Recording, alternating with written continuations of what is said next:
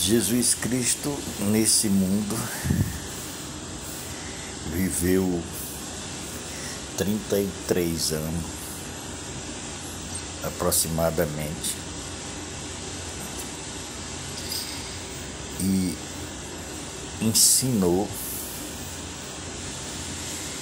a partir dos 30, ensinou que o reino de Deus havia chegado na terra e que agora a salvação, a regeneração estava mais perto de cada israelita e de algum gentio, porque naquele momento Jesus é exclusivamente para os filhos. Os israelitas, os filhos da promessa.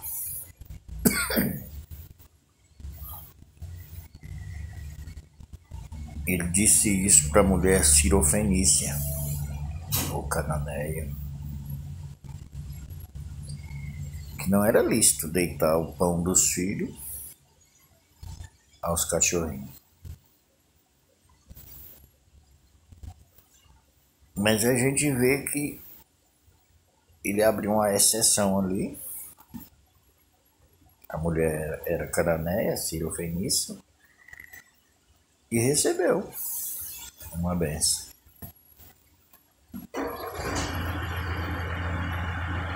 Logo nós entendemos que Jesus e Deus redimiu, libertou, curou pessoas que não eram os filhos da descendência da promessa de Abraão, de Jacó, de Isaac. Não era. Era um gentio. Era um estrangeiro ali, em Israel, no país. Mas alcançaram dádiva, graça, glória de Deus em Jesus Cristo. Mas Jesus Cristo veio salvar o que se havia perdido. Ele veio restaurar. Nessa nossa atração e nossa inclusão em seu corpo, naquela cruz, ele restaura o que se havia perdido. E o que é que se havia perdido? A comunhão,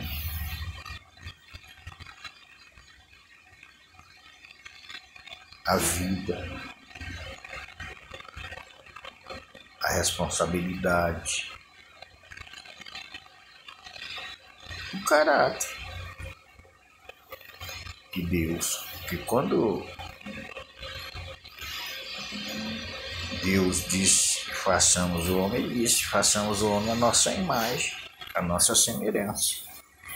Então, antes de transgredir, de pecar, Adão era a imagem e a semelhança de Deus, assim como Eva. No caráter, na comunhão, na responsabilidade. Ele se tornou irresponsável quando seguiu Eva,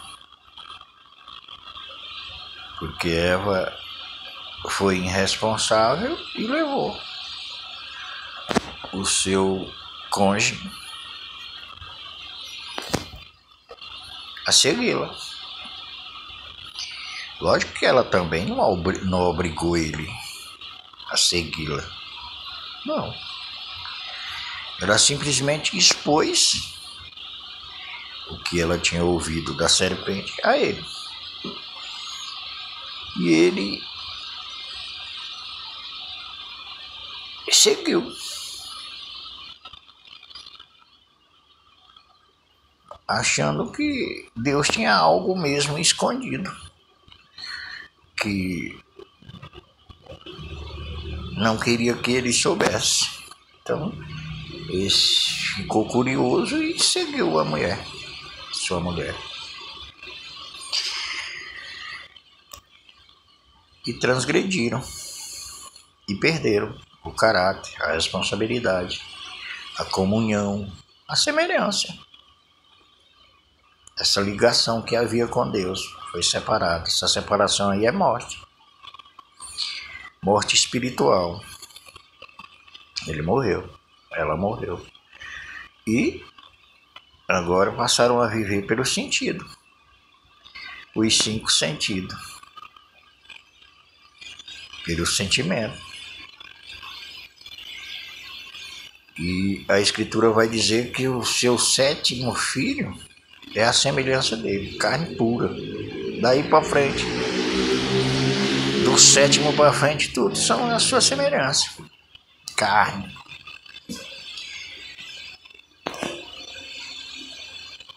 Já traz o gene dentro de si, já vem separado de Deus.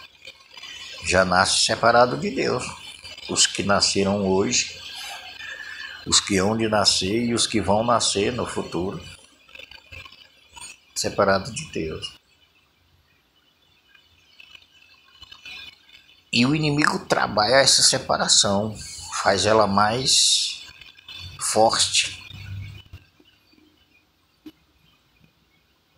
pondo nos corações, nos ouvidos e diante dos olhos, coisas enganosas, mais laço, mais engano, mais tática. As táticas são as mesmas, mas num número bem maior. Assim como nós. O que se rende ao Evangelho, o que se rende o que ouve e atenta e recebe e crê e anda e confessa com a boca e crê com o coração, tem mais também escudo. A armadura está mais resistente, aquela armadura que Paulo fala em Efésios. Ela está muito mais potente. E a espada está muito mais penetrante, mais cortante, mais afiada. A espada do Espírito. Para nós, porque nós temos mais, nós somos melhor nesse aspecto do que os nossos irmãos do passado. Os que saíram do Egito, os lá mais atrás. Eles não tinham isso. Os da época de Jesus tinham a Torá. Os 10 mandamentos, os argumentos dos profetas, as profecias dos profetas, escrita, né? Mas não, nós temos tudo isso. Temos a antiga aliança e a nova aliança. Então, nós temos mais segurança, assim como o inimigo também não deixou de aumentar. Você pode ver, tem a TV, tem a internet, tem o rádio, tem o telefone. Uma série de coisas que ele usa para ensurdecer, para cegar, com táticas enganosas. Ou a pessoa que está na Terra. Com certeza. Também se tornaram maior a possibilidade de a pessoa ser enganada e o coração endurecer pelo engano do pecado. Porque enganoso é o coração. E tendo esses atrativos, essas armadilhas, esses laços, essas táticas em grande número, mais difícil fica das pessoas ouvirem o Evangelho. Porque o trabalho do inimigo é destruir, matar e roubar. Mas como ele não tem mais o poder da morte, o império, ele perdeu isso, ele cria condições, ocasiões para que a pessoa saia, o espírito saia da casa, do corpo, e o corpo retorne ao pó.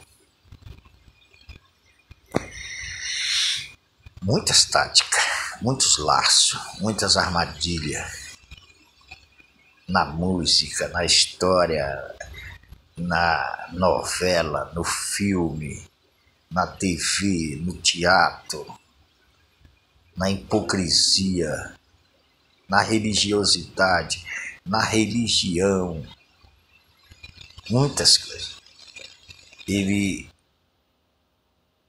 dilui, aumenta, diminui algumas palavras do Evangelho que as pessoas chegam a ouvir. O inimigo trabalha aí para que mantenha as pessoas cegas e ensurdecidas, e muda, e morta, porque não olham para o Evangelho, não vê o Evangelho, não escuta o Evangelho. E quando ouve pelo sistema religioso, hipócrita, mundano, do mundo, segundo o mundo, o rudimento do mundo e dos príncipes das trevas, endurece o coração. Porque a pessoa acha que a palavra está contra, por causa dos ensinamentos que foram ensinados e que vem sendo ensinado às pessoas. O Evangelho é uma religião que fica lá, o cristianismo é uma religião nova ou velha, do jeito que for, que a pessoa imaginar e que o inimigo der imaginação nesse sentido. E as pessoas desconsideram totalmente o que Deus diz, porque Deus está chamando para uma prisão, para se manter preso, porque liberdade é fazer maldade, é pensar maldade, é praticar maldade. Isso é liberdade. Contra si mesmo. Porque toda perversidade, toda maldade que a pessoa faz é contra si mesmo. Uns consideram que só o adultério e há outros pecados aí, matar, adulterar, todo tipo de pecado, pensamento, todo tipo, é contra a pessoa. Por que é contra a pessoa? Porque é ignorância. É dizer que Deus é menor do que o diabo.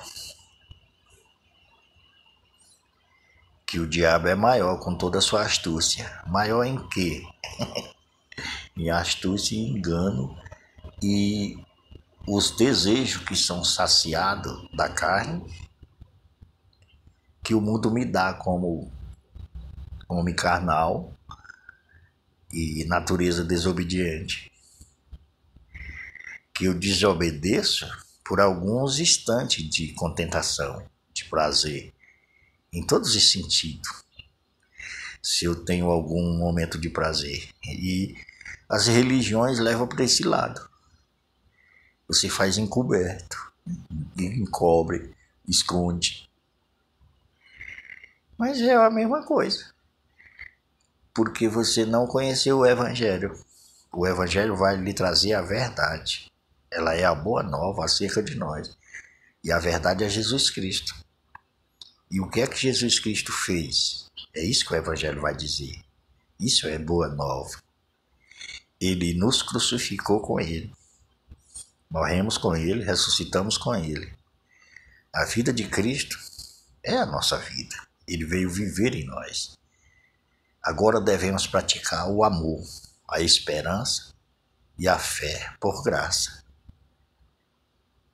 Agora, nesse instante, devemos amar indistintamente. E amar não só o que é amável, mas também o que não é amável. Amar a pessoa e não a sua prática. A prática maldosa, maligna, perversa. Não. É amar a pessoa.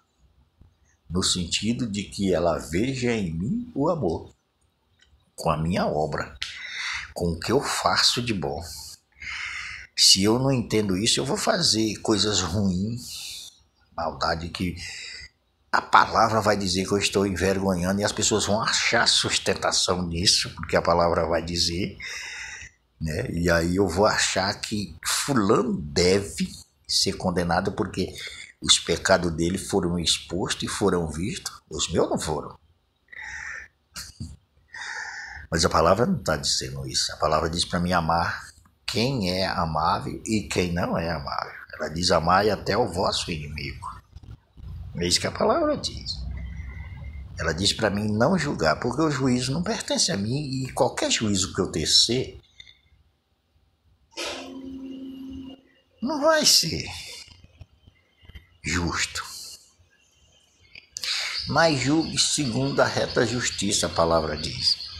Deus nos julga segundo a reta justiça. E sabe qual é a reta justiça?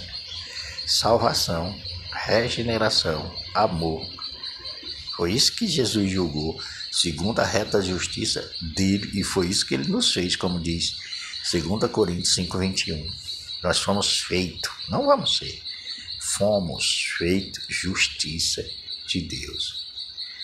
Então é segundo a reta justiça. É querer que a pessoa veja em você o amor, você praticando esse amor, fazendo coisas boas e não coisas más, coisas boas. E se em algum momento você pecar, se em algum desses caminhos, lembre-se, você tem um advogado no céu, de causa ganha, ele intercede por você. E se você estiver em comunhão com a palavra, com o Santo Espírito de Deus, e andar na luz como ele na luz está, o sangue de Jesus limpa você de qualquer pecado. Então nós precisamos disso, precisamos amar o nosso irmão. Não é porque ele merece o nosso amor, ou porque nós somos bons. Não, é porque Cristo está em nós e Cristo é amor. Deus é amor. Temos que amar. Amar. Não interessa o mal que ele fez, o que ele vai fazer, o que ele está fazendo. Isso não interessa. Vamos amá-lo. No sentido de fazer o bem. Faça o bem sem olhar a quem. Nunca se aparte de fazer o bem. Continue fazendo o bem. Mas arrancaram a perna minha, não tem problema. Eu amo as pessoas indistintamente. E farei o bem enquanto viver. E a Bíblia diz que minha vida é eterna. Aleluia. Glória a Deus. Louvado seja o nome do Senhor.